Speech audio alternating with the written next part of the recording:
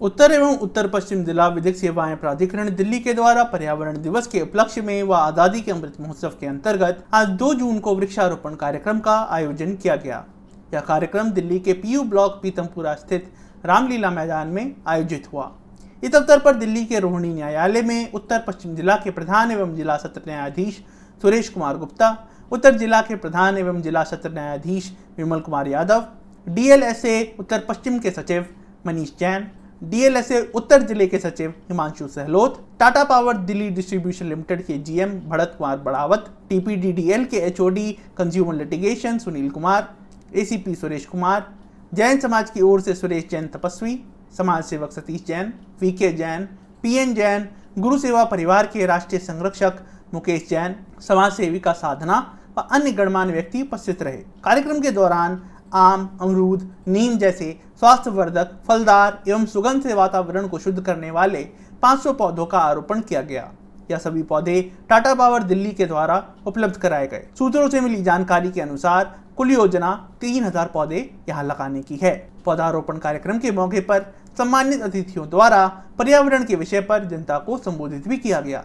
इस अवसर पर न्यायाधीश सुरेश कुमार गुप्ता ने मंच से सभी देशवासियों को पर्यावरण के प्रति और जागरूक होने का आह्वान किया और कहा कि हर व्यक्ति को अपनी तरफ से पर्यावरण के बचाव का प्रयास करना चाहिए, क्योंकि बूंद बूंद से ही सागर भरता है। कोविड-19 का उदाहरण देते हुए उन्होंने इसे कुदरत की चेतावनी बताया और ऐसी बीमारियों का कारण मानव की प्रकृति से बढ़ती छेड़छाड़ को भी बताया। डीएलएसए उत्तर पश्चिम के सचिव मनीष जैन ने भी इस अवसर पर सभी से कम 5 पौधे लगाने, वस्तुओं के सदुपयोग और प्राकृतिक वस्तुओं के महत्व को समझने की अपील की। वहीं डीएलएसए उत्तर जिले के सचिव हिमांशु सहलोत ने छोटे छोटे कदमों से पर्यावरण को बचाने की आवश्यकता को बल दिया। Tata power Delhi distribution limited के जीएम भरत कुमार बढ़ावत ने पर्यावरण की देखभाल को नागरिकों की संवैधानिक और नैतिक जिम्मेदारी भी बताया। As you all know, World Environment Day is celebrated all over the world on 5th of June every year. It starts in 1972 by UN General Assembly to raise global awareness in the environmental issues in order to protect the nature of this planet by encouraging the people to take steps for the environment.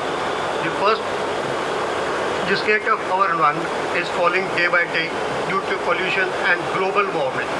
Everyone should do a little bit on his part to save the environment, as we all know that every drop makes an ocean. The beauty of earth must be preserved, and this can be done by keeping the surroundings clean through plantation, saving water, less use of electricity, use of organic and local foods, protection of wildlife, etc. We should try to manage the e-waste in a proper manner, and steps should be taken for the rainwater conservation, and issues should be raised to curb the global warming. Change can only happen when it is started at the community level. As today we have a program to create awareness about the environment, and we are doing plantation today. We should take pledge at least in some way to do something to save the environment. The little things that can be done by us, like recycling, using products of paper and wood in a discriminatory manner, switching off the lights when not in use, when you are not at home or in the office. As we all know, COVID-19. We all have suffered during the COVID-19. COVID-19 is zoonotic, which was transmitted from animals to the humans. This disease was a great warning to the human beings that we cannot tamper with the nature. COVID-19 may be one of the worst diseases, but it is not the first. The other diseases like Ebola, SARS, Zika virus, bird flu, all are spread from the animals to the humans. All these happen because we have encroached upon the environment. We have tampered with the nature. As we all know, carbon dioxide in the atmosphere is all-time high. Temperature has increased by 1.1 degrees Celsius above pre-industrial level, which has resulted into bunch fires, acidifying oceans, local conditions in the South Africa and other countries. We can curb the pollution and get other environmental related issues by the use of public transport, bicycles, retrofitting our buildings, and today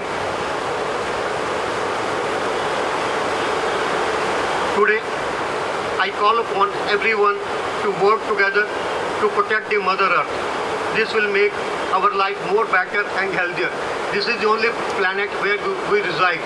I appeal once again to everyone to save the environment in any manner you feel better. Thank you very much. Jai Hind. United Nations Environment Programme के द्वारा आयोजित विश्व पर्यावरण दिवस हर साल 5 जून को मनाया जाता है।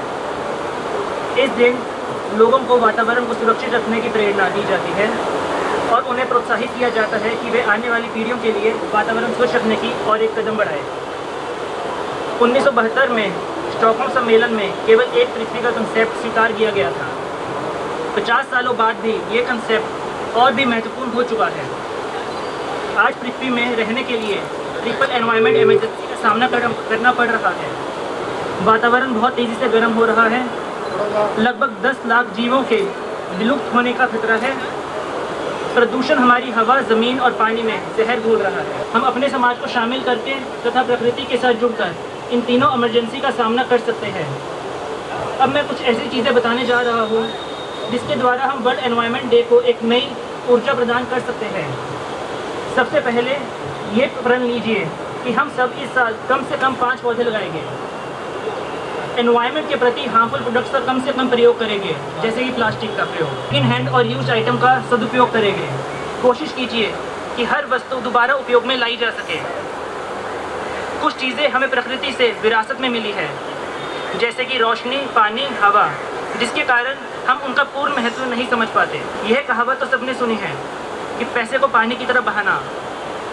मेरे अभिप्राय से पानी पैसे से कहीं ज़्यादा मूल्यवान है, परंतु पानी का अधिक मात्रा में होने के कारण ये बात हम सबके लिए समझना थोड़ा कठिन है।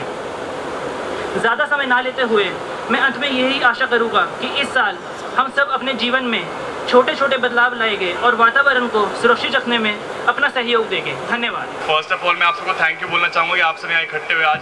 हमारा DLS से ऑफिशियल्स, TPDDL से ज़िला एंड सत्र न्यायाधीश, हमारे LAC और ACP साहब, SO साहब। मैं बस एक चीज़ कहना चाहूँगा कि जब हम छोटे थे तो हम गांव जाते थे, तब देखते थे जी पानी है 20 फीट पे है, 25 फीट पे है। आज देखते हैं वाटर टेबल हमारी 250 फीट के आसपास जा रखी है। इसके अलावा एयर पोल्यूशन आप देख लीजिए, कोविड के टाइम पे 35-35 साल के लोग हैं, उनको हार्ट अटैक आ रहा है। So this was not happening earlier at all. तो आज मनीष जैन साहब ने भी आपको कुछ पॉइंट्स, कुछ टॉपिक्स बताए हैं कि कैसे हम अपना रिड्यूस, रीयूज, रिसाइकल जो हमने स्कूल में पढ़ा है सस्टेनेबल डेवलपमेंट, उसको फॉलो कर सकते हैं। तो मैं बस आप सभी से एक ही गुजारिश करना चाहूँगा कि सिर्फ ये प्लांटेशन ड्राइव एक दिन हमने कर ली तो उससे कुछ ख़त्म नहीं होगा। हीट वेव आई है, 50 डिग्री के आसपास टेम्परेचर है आज हमारा, 49 डिग्री टू बी एग्जैक्ट, 4-5 दिन पहले। मिडल ईस्ट में इससे कम टेम्परेचर था। सो हर चीज़ हम प्रकृति से है, प्रकृति हमसे है, बट हमें ये सोचना चाहिए कि हम आने वाली जनरेशन को क्या देके जा रहे हैं। सो मेरी आप सबसे एक ये रिक्वेस्ट है, आप सब इंडिविजुअल लेवल पे जितने भी 10-12 लोग रह गए हैं, अपने इंडिविजुअल लेवल पे पौधे वौधे लगाइए। RO का पानी है, छोटे छोटे स्टेप्स हैं। RO का पानी हो गया, उसकी वेस्टेज होती है तो पानी वहाँ डाल सकते हैं। आप सब RW में रहते हैं, सचिन जी को मैं बता रहा था कि पानी लीकेज की बहुत दिक्कत है। इलेक्ट्रिसिटी 200 यूनिट फ्री है तो पंखे चल ही रहे हैं सर्दियों में। तो बस एक ये मेरी आप सबसे रिक्वेस्ट है कि थोड़ा पर्सनलाइज्ड अप्रोच हो, व्यक्तिगत रूप से हम इसमें थोड़ा अटेंशन दें, क्योंकि एक दिन हमने 10 पौधे लगा दिए उससे कुछ पर्यावरण, मेरा ये मानना है कि इतना कुछ सुधार नहीं हो सकता। हमें थोड़ा ध्यान देना पड़ेगा। पब्लिक ट्रांसपोर्ट है, आज के टाइम में आप देखिए इलेक्ट्रिसिटी वाली बसेज आ गई हैं रोड पे, अगर आप देखेंगे तो। So it's just that you have to be conscious every day. That's it, thank you so much. और मैं इसी विचार के साथ आप सबसे धन्यवाद। मुझे यहाँ बुलाया गया, इसके लिए मैं दिल्ली लीगल सर्विसेज का धन्यवाद ज्ञापित करता हूँ। मैं जब यहाँ पे आया और जब रास्ते में मैं आ रहा था तो मेरे दिमाग में एक सवाल आया कि क्या ऐसी नौबत आ गई जिससे हमको एक पर्यावरण दिवस मनाना पड़ रहा है, जबकि ये मेरे हिसाब से मनाना नहीं चाहिए। क्योंकि पर्यावरण की सुरक्षा पर्यावरण की देखभाल ये हमारी नैतिक और संवैधानिक जिम्मेदारी है। जब हम किसी भी फॉर्म को, सरकारी फॉर्म को या किसी को भरते हैं, उसमें लिखते हैं कि क्या आप भारत के नागरिक हैं, तो हम भरते हैं हाँ मैं भारत का नागरिक हूँ। कानूनी रूप से आप भारत के नागरिक हैं, लेकिन आपको उस टाइम सोचना चाहिए कि क्या मैं नैतिक रूप से भारत का नागरिक हूँ या नहीं। क्या मैं भारत के जो अद्भुत संपदा है, जो भगवान ने जिसकी संरचना की है, जिसको हम वातावरण बोलते हैं, जिसके 3 तत्व हैं, मिट्टी, पानी और हवा, इन तीनों का जो ईश्वर ने जिस तरह से उसको बनाया, हमने उसको बिगाड़ दिया, उस चक्र को बिगाड़ दिया, और उसकी जिम्मेदारी हमारी, हमने बिगाड़ा उसको। और अगर हम उसको नहीं सुधारेंगे तो उसके जो परिणाम हैं वो बड़े ही दुष्परिणाम होंगे आने वाले समय में। और अभी तो दिखने लग गए हैं। 50 डिग्री टेम्परेचर दिल्ली का चला गया है, सांस लेना भी बड़ा दुभर हो गया उसके अंदर। और वे एक संकेत दिया है प्रभु ने हमें कि भाई समझ जाओ, और जो मैंने आपको मिट्टी, हवा और पानी दिया है उसका उपयोग जितना आपको चाहिए उतना उपयोग करिए, बाकी छोड़ दीजिए, उसका संरक्षण करिए, क्योंकि इनकी जो मात्रा है वो बहुत कम है। और अगर हम इसी तरह से जैसे अभी यूज़ कर रहे हैं, अगर यूज़ करते रहेंगे, उपयोग करते रहेंगे, तो उसके परिणाम हमको भी भुगतने पड़ेंगे और आने वाली पीढ़ियों को भुगतने पड़ेंगे। ये पौधे लगाने का काम एक सांकेतिक है। इसका मैसेज, इसका जो अभिप्राय है कि हमको जब भी मौका मिले, जब भी आपके परिवार में कोई उत्सव हो, कोई सामाजिक उत्सव हो, पौधे की सुरक्षा करें और पौधे ज़्यादा से ज़्यादा लगाएं। ये एक संकेत है, ये संकेत मात्र है, ये एक टोकन है जिसको अपन बोलते हैं। लेकिन हमको ये प्रण लेना चाहिए कि मैं आगे से पेड़ पौधे लगाऊंगा, उनकी सुरक्षा करूंगा, जहाँ तक हो सके जितने भी पेड़ हैं उनको पानी पिलाऊंगा, उनको खाद दूंगा, उनको बड़ा करेंगे, उनकी सुरक्षा करेंगे। पानी उतना ही उपयोग करूंगा जितनी मेरे को ज़रूरत है। जहाँ पे भी पानी का दुरुपयोग हो रहा है वहाँ पे अगर मैं कुछ कंट्रीब्यूट करके उसको बचा सकता हूँ, मुझे बचाना चाहिए, क्योंकि मेरी ये एक सामाजिक जिम्मेदारी है। उसके बाद में हवा के पोल्यूशन को रोकने के लिए मुझे कम से कम जो भी जैसे गाड़ी चलाते हैं तो उसका रैशनल उपयोग होना चाहिए, पेट्रोल डीजल ज़्यादा खर्च ना करें। जहाँ पैदल जा सकते हैं, जहाँ पे सार्वजनिक परिवहन व्यवस्था का उपयोग कर सके वो हमको करना चाहिए। यही मेरी तरफ से एक मेरे जो विचार हैं वो मैं आपके साथ एक प्रकट कर रहा हूँ। और मैं आप सब लोगों का धन्यवाद ज्ञापित करता हूँ कि आपने मुझे बोलने का अवसर दिया, मेरे विचार प्रकट करने का अवसर दिया। धन्यवाद। DID टीवी चीफ ललित सुमन ने उत्तर एवं उत्तर पश्चिम जिला विधिक सेवाएं प्राधिकरण के द्वारा आयोजित पौधारोपण कार्यक्रम अवसर पर उपस्थित प्रधान न्यायाधीशों व अतिथियों से चर्चा की और कार्यक्रम पर्यावरण और न्याय व्यवस्था के संदर्भ में उनके विचारों को जानने का प्रयास किया। क्या कहा सम्मानित न्यायाधीशों ने DID टीवी से, सुने इस छोटे से ब्रेक के बाद। 22 वर्षों से प्रकाशित मदर इंडिया पत्रिका, पढ़ते रहे देश दुनिया की खबरों के लिए।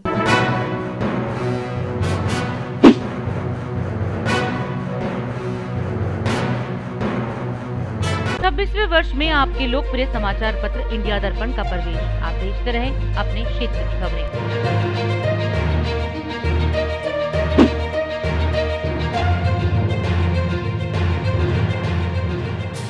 और अधिक खबरों के लिए आप हमारे YouTube चैनल दैनिक इंडिया दर्पण को अभी सब्सक्राइब करें और नोटिफिकेशन के लिए बेल आइकन को प्रेस करना ना भूलें।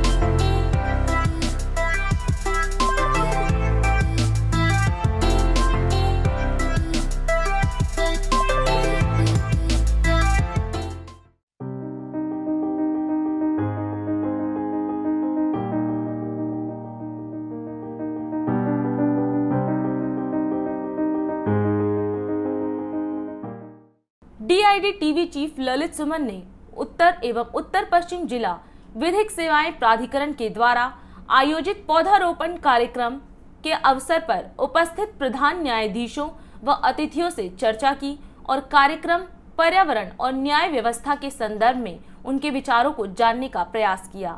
क्या कहा सम्मानित न्यायाधीशों ने, इस अवसर पर आप खुद सुने। राष्ट्र सर्वप्रथम की बात कार्यक्रम में DID न्यूज पर आप सभी राष्ट्रवासियों का स्वागत है।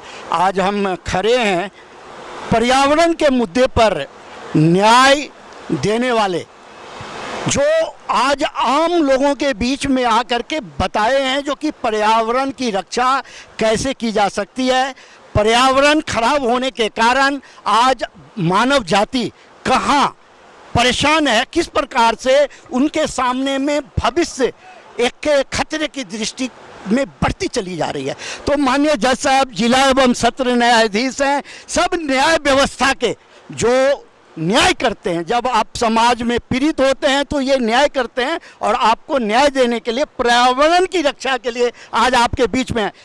जज साहब, आप सबसे पहले यह संदेश बताइए जो कि आप आज इस अवसर पर आए उत्तर पश्चिम जिला विधिक सेवा प्राधिकरण दिल्ली के द्वारा आयोजित कार्यक्रम में, तो क्या संदेश देना चाहते हैं? पहला संदेश तो यही है भी सेव एनवायरनमेंट, हमें पर्यावरण की रक्षा करनी है, अपने वातावरण को साफ सुथरा रखना है, ग्रीन रखना है।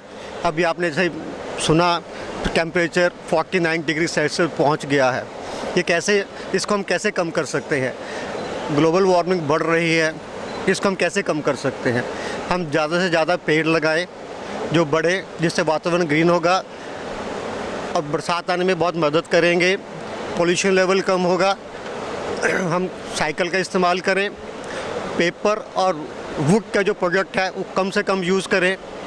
जो जब हम घर में नहीं होते हैं तो लाइट स्विच ऑफ करके रखें, RO का पानी कम से कम यूज़ करें, नेचुरल वाटर पे जाएं। यही हमारा, हम छोटे छोटे कार्य करेंगे अपने लेवल पे तो शायद हम वातावरण बचाने में कुछ ना कुछ सरकार की मदद, अपनी मदद कर पाएंगे। जैसा आप जिला एवं सत्र न्यायाधीश हैं और उससे न्याय का देवता, अगर आपको यह कहा जाए इस धरती पर आप न्याय के देवता हैं और रोहिणी क्षेत्र यह सारा क्षेत्र आपका है, तो देश में, समाज में और आपके क्षेत्र में कानून का शासन स्थापित रहे, इसके लिए समाज को क्या मैसेज देना चाहेंगे? हम तो यही कहते हैं कानून का पालन सभी को करना चाहिए। कानून सबके लिए समान है, हम सब कानून से बंधे हुए हैं। हमें कोई ऐसा कार्य नहीं करना चाहिए जो कानून के खिलाफ हो। जैसे हम कानून व्यवस्था बनाए रखेंगे समाज में शांति आएगी। अब समाज में शांति होगी तो हमारा जो देश हमारा तरक्की करेगा। हम तो यही कहना चाहेंगे हर इंसान को, हर नागरिक को, जितने हमारे कानून हैं उन सब का पालन करें, संविधान का पालन करें, क्योंकि हम सब संविधान से बंधे हुए हैं। संविधान में आपके राइट्स भी हैं, उसमें कर्तव्य भी हैं। हम लोग राइट्स की तरफ ध्यान देते हैं, कर्तव्यों की तरफ ध्यान नहीं देते हैं। अगर हम कर्तव्यों का पालन करेंगे तो शायद हमें एक अच्छा समाज हमें मिलेगा जो आने वाली जनरेशन के लिए बहुत ही अच्छा रहेगा। यही हम संदेश देना चाहते हैं। बहुत बहुत धन्यवाद जिला एवं सत्र न्यायाधीश जी, आपने बहुत बड़ा संदेश आज इस कार्यक्रम के माध्यम से समाज को और इस क्षेत्र के लोगों को देने का काम किया है, जो आप अपने क्षेत्र में शांति व्यवस्था भी बना करके एक अच्छे नागरिक की भूमिका आप अदा कर सकते हैं और पर्यावरण की रक्षा करके भी आप देश और समाज का कल्याण कर सकते हैं। सुबह से इस गर्मी में आप इस कार्यक्रम को सफल बनाने के लिए यहाँ पहुंचकर आपने पर्यावरण की रक्षा की दिशा में आपने संदेश देने का काम किया। और हम अभी जिला एवं सत्र न्यायाधीश महोदय से बात कर रहे थे और उनसे हम पर्यावरण और कानून व्यवस्था पर बात करी। साथ ही दूसरे जिला एवं सत्र न्यायाधीश भी हमारे बीच में है और यह किसी भी नेशनल चैनल के लिए, किसी भी मीडिया के लिए बड़ा ही महत्वपूर्ण क्षण होता है जब न्याय करने वाले हस्ती मीडिया के सामने में हो और सीधी बात हो रही हो। यह बड़े कम अवसर देखने को भी मिलता है और सुनने को मिलता है। जज साहब, आप ये बताइए जो कि आपका जो यह संगठन है जो न्याय करता है, जो आजकल विधिक के सेवा जो सभी के लिए न्याय की बात कर रहा है, कह रहा है जो प्रत्येक व्यक्ति को न्याय मिलना चाहिए, इसके लिए आप जागरूकता अभियान चलाते हैं प्रत्येक डिस्ट्रिक्ट में, पूरे देश में। तो इसके संदर्भ में आप समाज को, देश को बताइए जो यह किस प्रकार से आप करते हैं और आप लोगों के सामने में क्या कठिनाई आती है। देखिए, ये बेसिकली इसलिए शुरू हुआ था कि न्याय आपके द्वार जी, क्योंकि हमारा सिस्टम इतना कॉम्प्लिकेटेड हो जाता है, कई बार लोगों की पहुंच से दूर हो जाता है। तो ये DLSA जो बनाया गया, इसी ख्याल से बनाया गया कि आपके डोर स्टेप पे हमारी सर्विसेज मिले। जो लोग सक्षम नहीं हैं फॉर वट एवर रीजन्स, उनको भी ये चीज़ अवेलेबल हो। तो प्राइम रीज़न ये रहा, फिर धीरे धीरे ये रहा कि समाज को जोड़ेंगे तो उसमें अवेयरनेस फैलेगी बहुत सारे मुद्दों पे। सिर्फ कानूनी सहायता ही काफ़ी नहीं है। समाज में अगर आप चाहते हैं शांति हो, व्यवस्था हो, तो समाज में हर तरह की व्यवस्था अगर ठीक है, इकोनॉमिक डिस्पैरिटी नहीं है, एजुकेशन प्रॉपर है, लोगों को स्वास्थ्य की सुविधा मिल, ये सारी चीज़ें अगर जब मिलती हैं तभी एक अच्छा समाज बनता है। उसी दिशा में DLSA काम करता है अलग अलग तरीक़ों से। तो एनवायरनमेंट डे वो भी उसी दिशा में एक प्रयत्न है, क्योंकि एनवायरनमेंट अगर सर्वाइव करेगा तो हम सर्वाइव करेंगे, अगर हम ही नहीं होंगे तो ये सारी चीज़ें बेकार हो जाएंगी। यही नटशेल में इसका पर्पज़ है। जैसा DSA जो बना, तो बनने का जो उद्देश्य था, उस उद्देश्य के तहत अभी पीछे कई कोर्ट में जाने का अवसर हमें मिला, तो वहाँ जो भीड़ अब बढ़ती चली जा रही है। और पीछे सुप्रीम कोर्ट ने भी और हाई कोर्ट द्वारा भी यह बार बार कहा जा रहा है, जो कि आप एडवोकेट को निर्देश दिया जा रहा है, जो कि आप जो है न्यायालय में समय पर आइए, किसी भी प्रकार की परेशानी जो है सो जो पीड़ित हैं उन्हें न उठाना पड़े।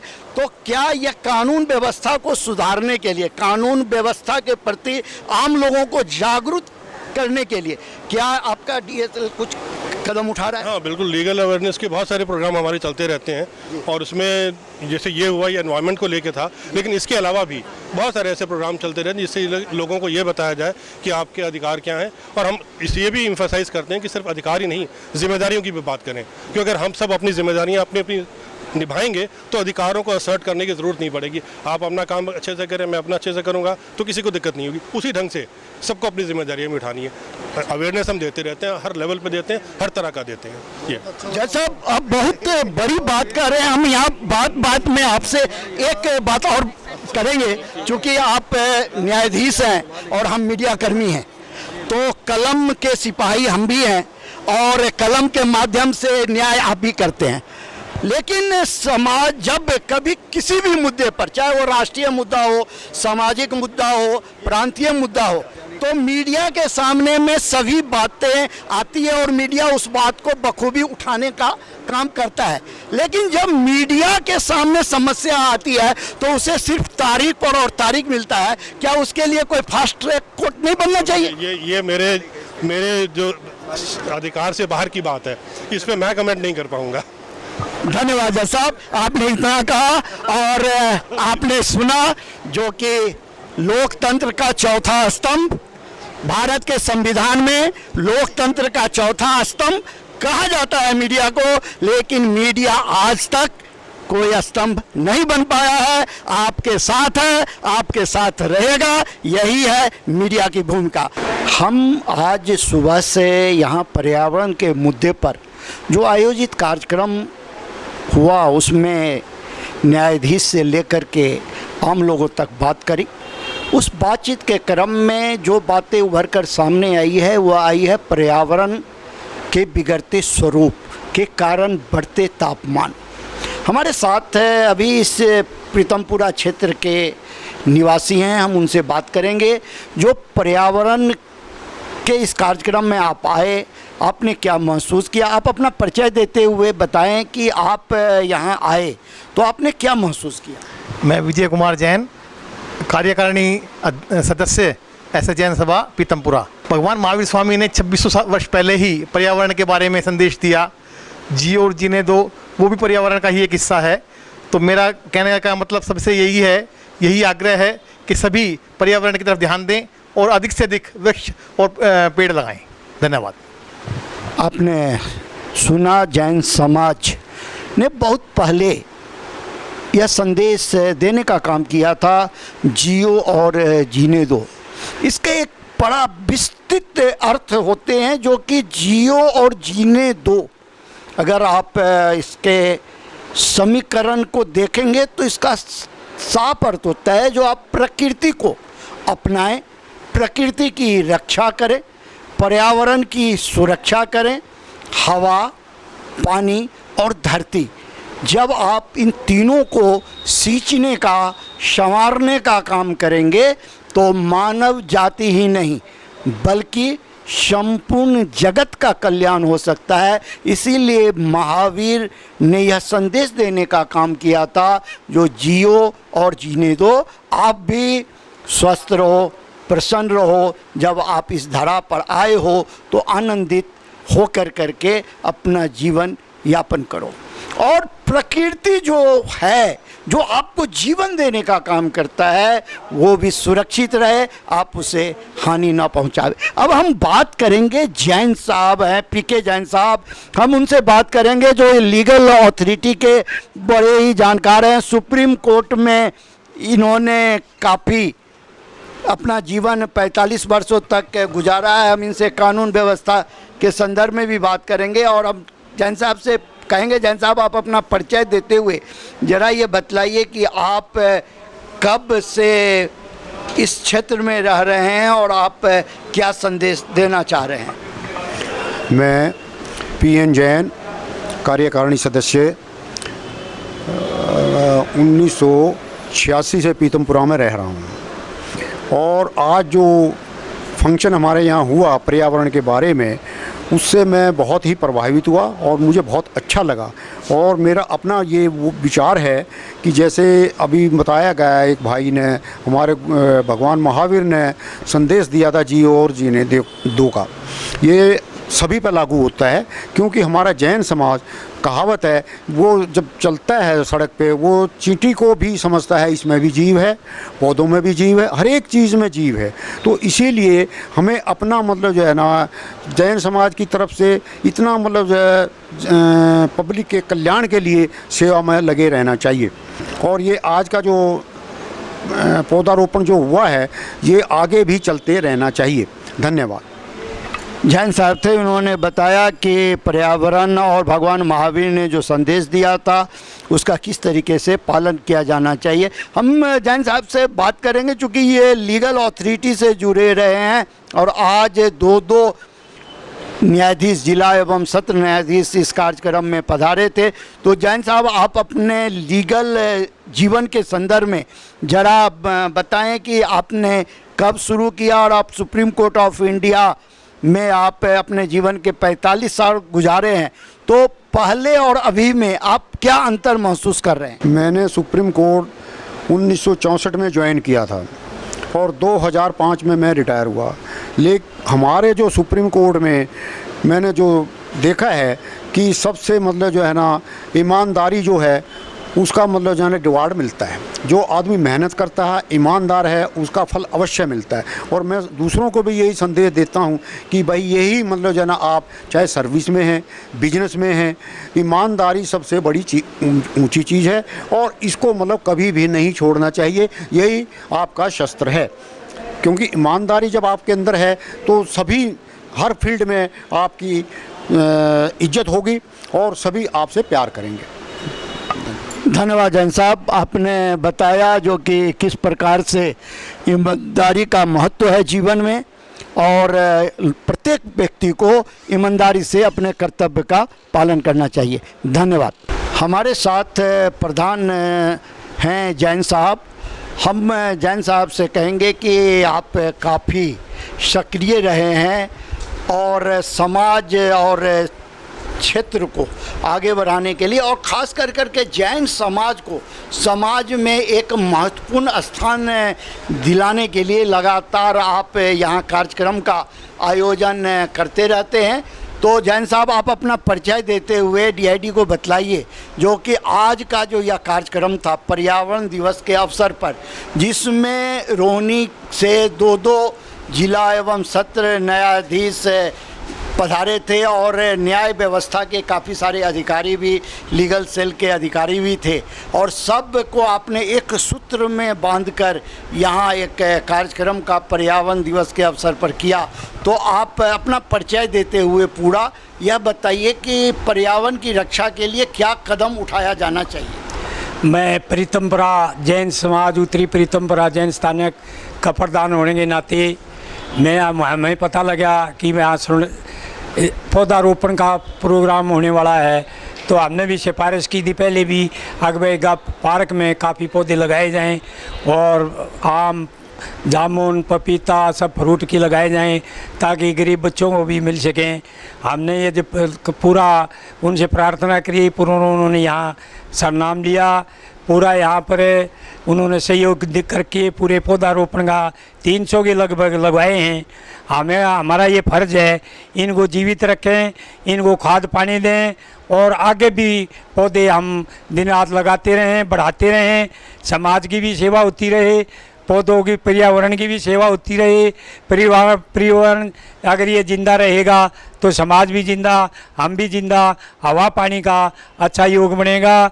हमारा तो यही योग है, सभी आम आदमियों से सब आगे जितने भी मेंबर हैं, समाज के आदमी हैं, उनको यही कहना है इनको ख़राब ना करें, इनको अच्छे से अच्छा रोपण करें, पानी दें, खाद दें और नए से नए अपने जन्मदिवस पर या कोई भी कार्यक्रम पर यहाँ पर पौधे लगाएं। तो इससे पर्यावरण एक अच्छा रहेगा और हम तो यही सेवा में हैं। अगर समाज भी अच्छा चले, समाज की सेवा होती रहे और सभी को दुख सुख लाभ मिले, किसी को कोई दुख तकलीफ किसी जीव की हिंसा ना हो, यही हमारा लक्ष्य है। अब पौधे जितने ज़्यादा पौधे होंगे वायु उतनी ज़्यादा सफल रहेगी, बढ़िया रहेगी। यही आपसे आपका धन्यवाद। आप सब लोग जितने यहाँ पधारे सबका धन्यवाद और आगे भी इसी तरह हमें सेवा का मौका दीजिए, हम सेवा में हर वक्त तैयार रहेंगे। धन्यवाद। ये हमारे साथ जैन समाज के प्रीतमपुरा के प्रधान थे। लगातार ये अपने समाज को आगे बढ़ाने के लिए, इस क्षेत्र को सुंदर बनाने के लिए काम करते रहे हैं और कई अवसर पर यह देखने को मिला कि यह काम करने में जितना आगे होते हैं अपने आप को उतना ही पीछे रखते हैं। यही एक अच्छे इंसान की विशेषता होती है। आप अन्य खबरों पर के लिए बने रहें। आप सभी का फिर से एक बार धन्यवाद जो कि आप इस कार्यक्रम में पधारे और पधार करके इस कार्यक्रम को सफल बनाया। आज हम पर्यावरण के उपलक्ष्य में यहाँ इकट्ठे हुए हैं क्योंकि आज के जीवन में हमें पर्यावरण की बहुत सख्त ज़रूरत है, क्योंकि पेड़ों का लगाना बहुत ज़रूरी है। कि हमें इस वक्त कोरोना की मार से बाहर अभी निकले हैं। जैसे कि कोरोना के टाइम पे हमें ऑक्सीजन की कमी बहुत महसूस हुई, तो उसके अकॉर्डिंग पेड़ों का होना बहुत ज़रूरी है कि हर बंदा अगर 5-5 पेड़ भी लगाता है तो हमें हर बंदे को ऑक्सीजन की सख्त ज़रूरत है। और हमारे जो इतना प्रदूषण वाला माहौल है, जो भी दूषित वातावरण है वो शुद्ध होता है, इसलिए हम पर्यावरण बहुत ज़रूरी है हम लोगों के लिए। राष्ट्र सर्वप्रथम की बात DID न्यूज़ में आप अन्य खबरों के लिए बने रहें। राष्ट्र सर्वप्रथम, वंदे मातरम, जाग उठा है भारत।